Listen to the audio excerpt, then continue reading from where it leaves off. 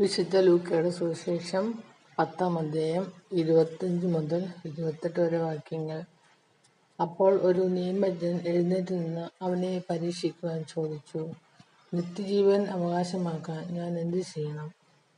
നിയമത്തിൽ എന്ത് എഴുതിയിരിക്കുന്നു? നീ എന്ത് വായിക്കുന്നു?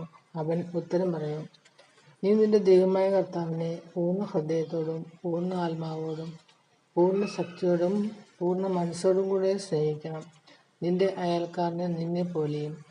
അവൻ പ്രതിവചിച്ചു, നീ ശരിയായി തന്നെ ഉത്തരം പറഞ്ഞു, ഇതനുസരിച്ച് പ്രവർത്തിക്കുക, നീ ജീവിക്കും.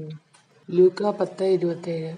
നീ നിന്റെ ദൈവമായ കർത്താവിനെ പൂർണ്ണ ഹൃദയത്തോടും പൂർണ്ണ ആത്മാവോടും പൂർണ്ണ ശക്തിയോടും പൂർണ്ണ മനസ്സോടും കൂടെ സ്നേഹിക്കണം, നിന്റെ അയൽക്കാരനെ നിന്നെ പോലെയും.